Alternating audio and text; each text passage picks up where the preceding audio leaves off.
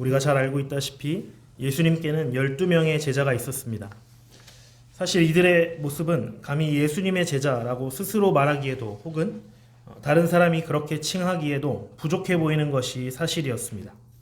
예수께서 부르시기 전 이들은 남들에게 덕망받는 사람들도 아니었고 그렇다고 배운 것이 많거나 가진 것이 많은 사람들도 아니었습니다. 그러나 주님은 그렇게 부족함이 많은 사람들을 불러서 친히 당신의 제자로 삼으셨습니다. 이러한 사실은 오늘날 하나님께서 죄악 속에 있던 인생을 부르시고 구원하시며 그들을 제자로 삼으실 때 그 사람의 출신 배경이나 육신적인 조건들을 전혀 보시지 않는다는 것을 우리에게 잘 보여줍니다. 주님은 이렇게 어떤 면에서는 부족하고 또 어떤 면에서는 지극히 평범한 12명의 사람들을 불러서 당신의 제자로 삼으셨습니다. 그리고 주님은 그들과 3년 동안 함께 하시며 그들이 진정한 제자가 되도록 양육하셨습니다. 그러함에도 불구하고 그들이 모두 훌륭한 제자가 된 것은 아니었습니다. 심지어 가룟 유다는 예수님을 배신하여 예수님이 로마 군인들에게 붙잡혀 가게 하기도 했습니다. 그리고 오늘 본문에는 또 한 제자의 배신이 기록되어 있습니다. 그는 베드로입니다. 우리를 포함하여 지난 2000년의 역사 가운데 기독교인들은 그를 예수님의 수제자라고 부릅니다. 그만큼 베드로는 예수님으로부터 많은 가르침을 받았고 또 주는 그리스도시요 살아계신 하나님의 아들이시니이다 라고 하는 멋진 신앙의 고백을 했던 사람이었습니다. 그런데 오늘 본문에는 그의 이러한 멋진 모습과는 아주 대조적으로 참으로 나약한 모습이 묘사되어 있습니다.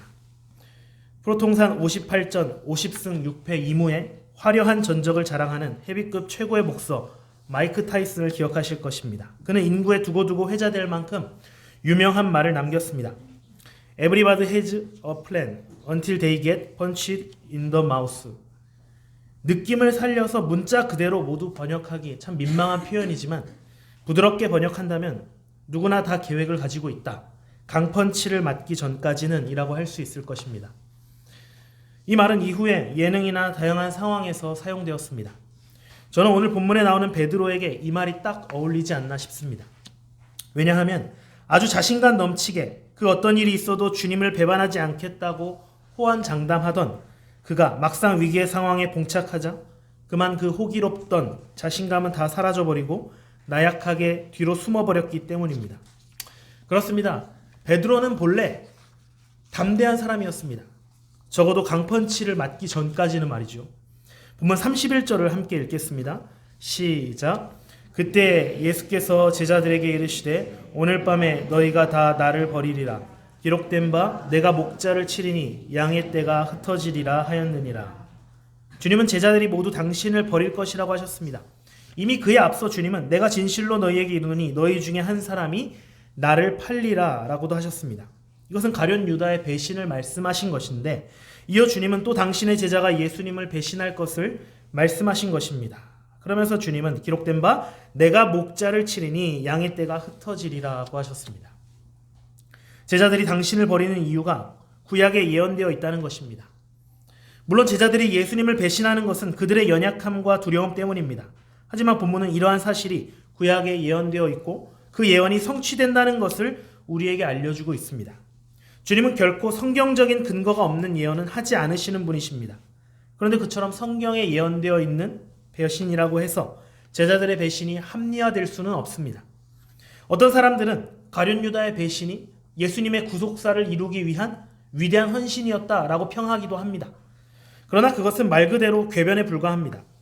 마찬가지로 예수님을 버리는 제자들의 연약함이 아무리 구약에 예언되어 있는 사실이라 해도 그 사실이 제자들을 책임에서 벗어나게 해주는 것은 아니라는 것입니다. 이러한 예수님의 말씀에 베드로는 어떻게 대답합니까? 본문 33절을 함께 읽겠습니다. 시작. 베드로가 대답하여 이르되 모두 주를 버릴지라도 나는 결코 버리지 않겠나이다. 아멘. 베드로는 예수님 앞에서 그리고 모든 제자들 앞에서 아주 자신감 넘치게 나는 결코 버리지 않겠습니다. 이렇게 말하였습니다. 이 말은 결코 입에 발린 아부의 표현이 아니었을 것입니다. 실제로 어떤 일이 있어도 주님을 배신하지 않겠다고 하는 그의 진정 어린 마음이었을 것입니다. 그는 이미 주님을 그리스도시요 살아계신 하나님의 아들이라고 고백하지 않았습니까? 그런 그에게 예수님을 향한 배신이라고 하는 말은 결코 용납될 수 없었던 것이죠. 그러나 주님은 이러한 베드로의 충성심을 아는지 모르시는지 또 어떻게 말씀하십니까? 본문 34절 35절입니다. 시작. 예수께서 이르시되 내가 진실로 내게 이르노니 오늘 밤 닭 울기 전에 내가 3번 나를 부인하리라. 베드로가 이르되 내가 주와 함께 죽을지언정 주를 부인하지 않겠나이다 하고 모든 제자도 그와 같이 말하니라. 이제는 더 구체적으로 말씀하시는 주님이십니다. 주님을 결코 버리지 않겠다고 고백하는 바로 그날 밤에 닭이 울기 전 3번이나 당신을 부인한다는 것입니다. 그러나 베드로는 여전히 자신이 결코 그런 일은 없을 것이라고 담대하게 말하였습니다. 이처럼 담대한 베드로였습니다. 베드로는 아마도 자신의 용감한 고백을 계속해서 머릿속에 담아두고 있었을 것입니다. 신경 쓰이지 않았겠습니까? 그랬기에 이후 가룟 유다가 군인들과 예수님을 팔아넘기기 위해 왔을 때 베드로는 칼을 빼어 대제사장의 종을 쳐 그 귀를 떨어뜨렸던 것입니다. 본문 51절을 보면 예수와 함께 있던 자 중에 하나가 손을 펴 칼을 빼어 대제사장의 종을 쳐 그 귀를 떨어뜨리니 라고 했습니다. 여기에서 예수와 함께 있던 자 중에 하나, 그가 바로 베드로입니다. 여기에서 베드로는 그렇게 멋지게 칼을 빼어서 그 종의 귀를 쳤을 때 아마도 자신이 주님을 버린다고 하신 그 예수님의 예언을 떠올리면서 지금이 바로 예수님에 대한 충성심을 시험하는 때가 아닌가 라고 생각했을지도 모릅니다. 그러나 한편으로는 이러한 베드로의 행동은 예수님을 배신하지 않겠다고 하는 것보다는 예수님을 배신할 상황 자체가 생기지 않게 하리라는 행동이었습니다. 즉 메시아로 오신 예수님이 군인들에게 붙잡히시고 고난받으신다는 사실을 인정할 수 없었던 베드로였습니다. 이처럼 담대한 베드로였습니다. 그러나 주님이 붙잡히시자 이러한 담대함은 온데간데 없이 그만 도망하기에 급급했습니다. 본문 56절입니다. 시작. 그러나 이렇게 된 것은 다 선지자들의 글을 이루려 함이니라 하시더라. 이에 제자들이 다 예수를 버리고 도망하니라. 이로써 앞선 31절에서 말씀하신 예수님의 예언이 그대로 성취되었습니다. 주와 함께 죽을지언정 주님 곁을 떠나지 않겠다던 베드로를 비롯하여 함께 이러한 고백을 했던 모든 제자들이 다 도망하고 말았습니다. 이때의 상황이 얼마나 다급했던지 마가복음은 이렇게 기록하고 있습니다. 우리 같이 읽어보겠습니다. 마가복음 14장 50절에서 52절입니다. 시작. 제자들이 다 예수를 버리고 도망하니라. 한 청년이 벗은 몸에 배 혼니부를 두르고 예수를 따라가다가 무리에게 잡힘에 배 혼니부를 버리고 벗은 몸으로 도망하니라. 아멘. 여기에서 벗은 몸으로 도망해야 했던 이 한 청년이 누구를 가리키느냐에 대해서는 다양한 견해가 있습니다. 마가복음의 저자이면서 베드로에게 많은 영향을 받았던 마가라고 하는 견해도 있는데 일리가 있습니다. 중요한 것은 이 청년의 모습을 통해 당시 예수님을 버리고 도망하는 제자들의 비참한 모습을 우리가 잘 알 수 있다는 것입니다. 제자들은 이렇게 예수님을 다 버리고 말았습니다. 특히 결코 주님을 버리지 않겠다던 베드로 역시 주님 곁을 떠났습니다. 그의 마음속은 매우 심하게 요동쳤을 것입니다. 예수님을 배신하지 않겠다고 그렇게 큰 소리를 친 상황에서 도망하고 있는 자신의 모습을 보면서 부끄럽고 비참한 생각도 들었을 것입니다. 예수님의 12제자 중에서도 가장 가까이에서 예수님으로부터 배웠던 자신을 생각하니 또 한편으로는 자신이 이제 예수님 다음으로 잡혀가는 것은 아닌가 하는 두려운 마음도 그의 머릿속에 들었을 것입니다. 여러 생각들이 그를 괴롭게 했을 것입니다. 예수님을 떠났던 베드로였지만 그는 계속 예수님이 신경 쓰일 수밖에 없었습니다. 그래서 그는 요한과 함께 예수님을 멀찍이서 따르고 있었습니다. 그때 그에게 위기 상황이 찾아옵니다. 본문 69절입니다. 시작. 베드로가 바깥들에 앉았더니 한 여종이 나와 이르되 너도 갈릴리 사람 예수와 함께 있었도다 하거늘. 이 여종은 성전의 문을 지키는 사람이었습니다. 그녀는 처음에는 베드로를 잘 알아보지 못했으나 불빛을 통해 그의 얼굴을 보자 그를 알아보고서 그를 향하여 너도 갈릴리 사람 예수와 함께 있었도다 이렇게 말합니다. 안 그래도 초조했을 베드로인데 문지기한테 딱 걸렸던 것이죠. 그러자 베드로는 반사적으로 부인했습니다. 본문 70절입니다. 시작. 베드로가 모든 사람 앞에서 부인하여 이르되 나는 내가 무슨 말을 하는지 알지 못하겠노라 하며 베드로는 모든 사람 앞에서 부인했습니다. 모든 제자들 앞에서, 모든 사람 앞에서 주님을 결코 배신하지 않겠다고 하던 그 베드로가 이제는 모든 사람 앞에서 부인하고 있는 것이지요. 누구든지 사람 앞에서 나를 부인하면 나도 하늘에 계신 내 아버지 앞에서 그를 부인하리라. 이렇게 말씀하신 주님의 말씀이 떠오르는 대목입니다. 베드로는 무슨 말을 하는지 알지 못하겠다는 말로 부인했습니다. 이후로 베드로는 두 번이나 더 위기에 봉착합니다. 본문 71절에서 74절입니다. 시작. 앞문까지 나아가니 다른 여종이 그를 보고 거기 있는 사람들에게 말하되 이 사람은 나사렛 예수와 함께 있었도다 하매 베드로가 맹세하고 또 부인하여 이르되 나는 그 사람을 알지 못하노라 하더라. 조금 후에 곁에 섰던 사람들이 나와 베드로에게 이르되 너도 진실로 그 도당이라 내 말소리가 너를 표명한다 하거늘 그가 저주하며 맹세하여 이르되 나는 그 사람을 알지 못하노라 하니 곧 닭이 울더라. 일단 자리를 피해야겠다고 생각했는지 베드로는 앞문까지 나왔습니다. 그러나 그곳에서 그는 또 다른 여종을 만나게 되었습니다. 이번에는 나는 그 사람을 알지 못하노라 라는 말로 베드로는 예수님을 부인했습니다. 조금 후에는 곁에 섰던 사람들이 진실로 너도 그 도당이라 이렇게 말합니다. 그러자 이번에는 저주까지 하고 맹세하면서 예수님을 부인했습니다. 베드로의 부인의 강도가 점점 강해지고 있지 않습니까? 그렇게 3번 부인하자 닭이 울었습니다. 여러분, 이것이 진짜 베드로의 모습이었습니다. 얼마나 연약하고 비참한 모습입니까? 예수님을 향한 그 뜨거운 열정은 어느새 비굴함으로 바뀌어 버렸습니다. 어떤 일이 있어도 예수님을 배신하지 않겠다던 베드로가 처음에는 무슨 말을 하는지 모르겠다고 하다가 또 그 다음에는 그 사람을 알지 못하겠다고 했다가 마지막에는 저주하고 맹세까지 하며 예수님을 부인했던 것입니다. 사랑하는 성도 여러분, 3번째로 주님을 부인했을 때 베드로의 머릿속에 예수님의 말씀이 떠오릅니다. 주님을 부인한다는 그 말씀이 생각난 것입니다. 본문 75절입니다. 시작. 이에 베드로가 예수의 말씀에 닭 울기 전에 내가 3번 나를 부인하리라 하심이 생각나서 밖에 나가서 심히 통곡하니라. 우리는 베드로의 심정이 잘 이해됩니다. 왜 그렇습니까? 베드로의 모습이 곧 우리의 모습이기 때문입니다.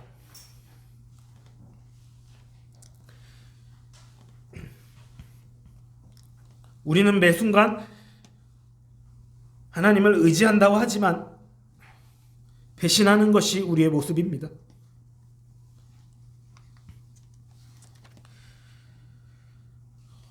물론 우리가 사는 이 대한민국은 종교의 자유가 보장되기 때문에 그 누구도 우리에게 총칼을 들이대면서 예수님을 부인하도록 하지는 않습니다. 우리는 우리의 의지로 다른 그 누구의 방해 없이 마음껏 예배하고 찬송하고 기도할 수 있습니다. 우리가 지금 이렇게 모여서 예배한다고 해서 아무도 뭐라 하는 사람이 없습니다. 정말 자유롭게 예배하지 않습니까? 그런데 그렇게 말씀과 은혜의 풍요 속에 젖어 살다 보니 오히려 하나님의 말씀과 은혜는 흔한 것으로 여겨지게 되는 것입니다.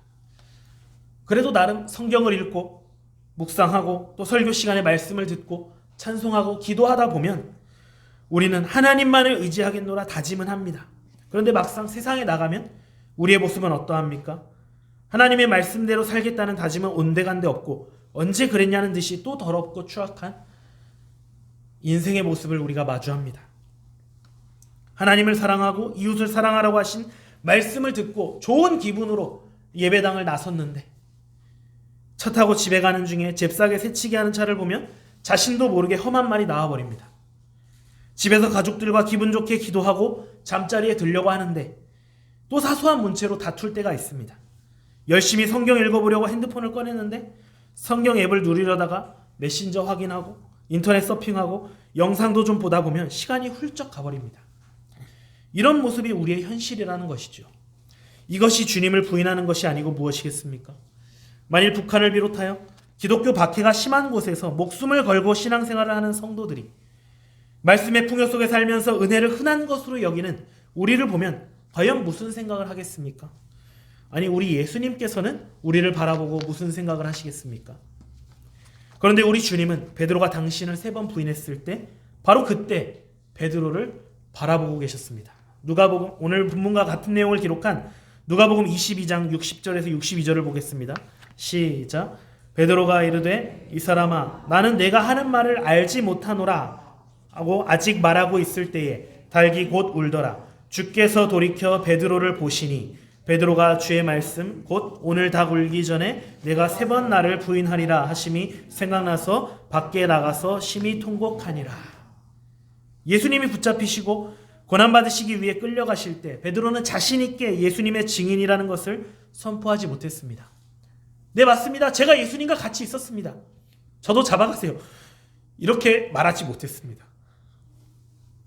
오히려 주님을 모른다며 큰 소리로 부인했을 뿐입니다.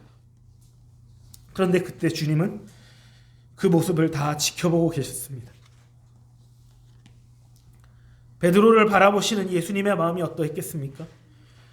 누군가는 그 마음이 베드로를 책망하는 마음이었다고 생각할지도 모르겠습니다. 그러나 당시 예수님의 마음은 아마도 베드로를 향하여 속으로 눈물을 삼키시며 다시금 실패해서 돌이켜 주님의 진정한 제자가 되기를 바라는 마음이었을 것입니다. 그렇기에 베드로가 심히 통곡하며 주님께 회개했던 것입니다. 이것이 바로 은혜입니다. 우리가 실패해도 주님은 우리를 다시 바라보십니다. 우리가 다시 일어서길 원하십니다. 때로는 우리에게 채찍질을 통해 징계하시기도 하지만 주님은 우리가 실패를 딛고 일어서서 다시 당신의 제자답게 살아가기를 원하시는 것입니다. 여러분, 실패했다고 좌절하지 마십시오. 하나님의 말씀대로 살려고 했는데, 정말 몸부림치면서 해보려고 했는데, 정말 하나님을 기쁘시게 하고 싶었는데 현실 속에서 결국 넘어지고 말았어도 좌절하지 마십시오. 다시 일어서면 됩니다. 우리가 다시 주님께 믿음으로 살겠노라 다짐하면 주님은 또다시 우리를 사랑으로 이끌어 주십니다. 지난 13일 파키스탄의 킹스웨이 교회당에서는 현지인 사역자 한 분을 목사로 임직했습니다. 이번에 안수를 받은 한옥 목사님은 현지에서 대학을 졸업하셨고 미국 북장로교에서 세운 신학교에서 공부하였고 우리 교단의 파송 선교사로서 파키스탄에서 사역한 바 있는 임재성 목사님의 지도 아래서 추가적으로 신학을 공부한 후에 목사고시를 우수한 성적으로 통과하고 이번에 목사 안수를 받으셨습니다. 200명이 넘는 현지인 성도들이 함께 예배에 참석하여서 하나님께 영광을 돌렸습니다. 여러분들이 다 잘 알고 계시다시피 파키스탄은 이슬람 국가입니다. 2023년 기준으로 인구 2억 4천만 명 중에 무려 97%가 무슬림입니다. 파키스탄은 인도네시아에 이어서 세계에서 두 번째로 무슬림이 많은 국가입니다. 반면에 기독교 인구는 1.85%에 불과합니다. 기독교인들은 소수이기에 절대 다수인 무슬림들로부터 자주 공격을 당하기도 합니다. 임재성 목사님의 말씀으로는 위급한 상황이 올 때는 총으로 무장한 경비병들을 돈을 주고 고용해서 밖에 세워놓고 예배를 드려야만 한다고 했습니다. 사실 대부분의 중동 국가들이 다 비슷하겠지만 저는 그럼에도 불구하고 파키스탄의 기독교인들이 더 대단하다 여겨집니다. 그 이유는 파키스탄의 종교 정책 때문입니다. 2018년 3월 9일, 그러니까 이제 6년이 된 것이죠. 6년 전에 파키스탄 이슬라마바드 고등법원은 모든 공적 서류에 종교를 강제로 기입하게 하고 실제와 다른 종교를 적였을 경우에 반역죄나 헌법 위반으로 볼 수 있다는 판결을 내렸습니다. 이것은 임재성 목사님이 더 이상 파키스탄에서 체류하는 것이 어려워져서 우리나라로 철수할 수밖에 없었던 시기가 2018년이었던 것과도 무관하지 않을 것입니다. 이렇게 강화된 종교법으로 인해 모든 파키스탄 국민은 출생증명서와 신분증, 선거인명부, 여권 등 모든 공적 문서에 자신의 종교를 반드시 기재해야만 합니다. 따라서 파키스탄에서 기독교인이 되고 교회에 나온다는 것은 일상의 삶에서 모든 권리를 포기하겠다는 것과 같은 의미입니다. 그런데도 파키스탄의 성도들은 참으로 당당하고 담대하게 신앙생활을 하고 있습니다. 지난 주일 주보에 이번 파키스탄 목사 안수 내용이 기사로 나갔습니다. 거기에 보면 우리 교단에 소속된 교회들의 모습이 나오는데 그 사진에 보면 교회에 십자가를 아주 커다랗게 달아놓고 있습니다. 그러면 모두가 다 알지 않겠습니까? 그냥 테러 당하겠다는 것 아니겠습니까? 주님을 믿는 신앙으로 인해 불이익을 당하더라도 개의치 않겠다는 것입니다. 관공서에 가서 필요한 업무를 할 때 신분증을 보여주어야 하는데 그러면 자신들이 기독교인이라는 것이 그대로 다 드러날 텐데 그래도 괜찮다는 것입니다. 우리 주님을 위해 신앙 때문에 받는 고난을 기꺼이 감수하겠다는 것입니다. 이제 다시 우리를 생각해 봅시다. 우리의 모습은 어떠합니까? 주님을 위한 고난을 기꺼이 감수할 준비가 되어 있습니까? 아니면 우리도 혹시 베드로처럼 고난받으시는 주님을 멀찍이서 그냥 바라보고만 있는 것은 아닙니까? 베드로가 예수님을 부인하고서 얼마 후 예수님은 십자가에 못 박히셨습니다. 그리고 베드로는 다시 어부가 되었습니다. 그는 나약한 자신을 자책했을 것입니다. 주님 앞에서 부끄러운 자신을 생각하며 죄송한 마음이 가득했을 것입니다. 그런데 부활하신 주님은 다시 베드로를 찾아오셨습니다. 주님은 물고기를 잡고 있던 베드로에게 너희에게 고기가 있느냐라고 물으셨습니다. 제자들이 없다고 하자 주님은 그물을 배 오른편에 던지라고 하셨습니다. 그러자 그물을 들 수 없을 만큼 많은 물고기가 잡혔습니다. 그리고 베드로는 주님을 알아보게 되었습니다. 주님은 베드로와 제자들에게 떡과 생선을 주셨습니다. 그리고 주님은 베드로에게 말씀하시고 베드로는 대답합니다. 우리 같이 읽어보겠습니다. 시작. 요한의 아들 시몬아, 내가 이 사람들보다 나를 더 사랑하느냐? 주님 그러하나이다. 내가 주님을 사랑하는 줄 주님께서 아시나이다. 내 어린 양을 먹이라. 요한의 아들 시몬아, 내가 나를 사랑하느냐? 주님 그러하나이다. 내가 주님을 사랑하는 줄 주님께서 아시나이다. 내 양을 치라. 요한의 아들 시몬아, 내가 나를 사랑하느냐? 주님 모든 것을 아시오매 내가 주님을 사랑하는 줄을 주님께서 아시나이다. 내 양을 먹이라. 주님은 베드로에게 3번이나 물어보셨습니다. 마치 베드로가 3번이나 부인했던 것 때문에 그를 사로잡고 있던 그 자책감과 무기력에서 이제는 완전히 벗어나라는 듯이 그에게 3번이나 물어보셨습니다. 왜 나를 부인했냐라고 따지지도 않으셨습니다. 베드로는 그저 울면서 고백할 수밖에 없었습니다. 그리고 주님은 베드로에게 다시 일어설 것을 명하셨습니다. 요한복음 21장 19절에 베드로에게 이르시되 나를 따르라 하시니 라고 했습니다. 주님을 결단코 부인하지 않겠노라며 호언장담했던 베드로였지만 그는 실패를 경험했습니다. 혈기 넘치는 그였지만 예수님이 붙잡히시자 겁에 질려 그저 생명을 부지하고자 예수님을 부인했던 그였습니다. 그러나 주님께서 다시 부르시고 그의 손을 잡아주셨을 때 그는 이제 진정으로 예수님의 제자다운 삶을 살게 되었습니다. 수많은 현장에서 복음을 전했고 성경에 기록되어 있지는 않지만 이후 그가 네로 황제의 핍박 속에서 감히 자신을 예수님과 똑같이 십자가에 달릴 수 없다며 십자가에 거꾸로 박혀 순교했다고 전해지고 있습니다.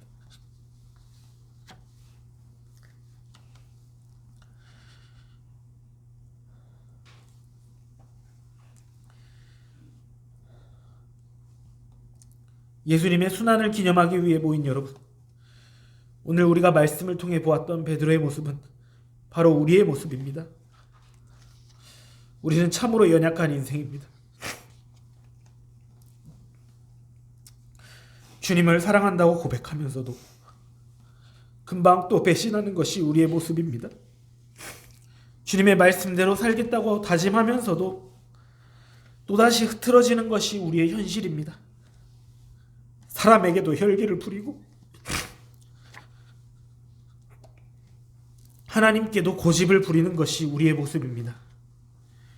내 이익을 위해 신앙은 얼마든지 포기할 수도 있는 것이 우리입니다. 잠깐의 유익을 위해 내 주변에 있는 사람들과의 원만한 인간관계를 위해서 또 물질을 얻기 위해 신념 정도는 얼마든지 내려놓을 수 있는 것이 인생입니다. 그런데 주님은 그런 우리를 여전히 바라보고 계십니다. 그리고 다시 주님은 우리에게 나를 따르라 이렇게 말씀하십니다. 사랑하는 누구야?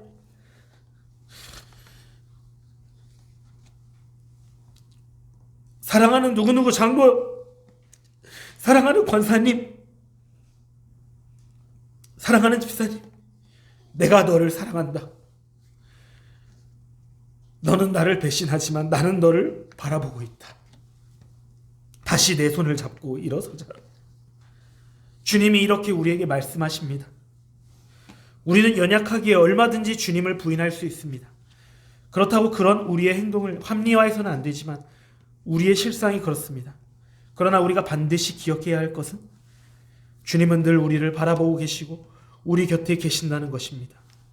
여러분, 우리는 주님을 떠나서는 살 수 없는 존재입니다. 이 시간 다시 우리 주님 앞에 고백합시다. 같이 읽겠습니다. 시작. 주님, 모든 것을 아시오매 내가 주님을 사랑하는 줄을 주님께서 아시나이다. 우리 한 번 더 고백합니다. 주님, 모든 것을 아시오매 내가 주님을 사랑하는 줄을 주님께서 아시나이다. 한 번 더 고백합니다. 주님, 모든 것을 아시오매 내가 주님을 사랑하는 줄을 주님께서 아시나이다. 아멘. 이 고백이 저와 여러분의 고백이 되시기를 주님의 이름으로 축원합니다.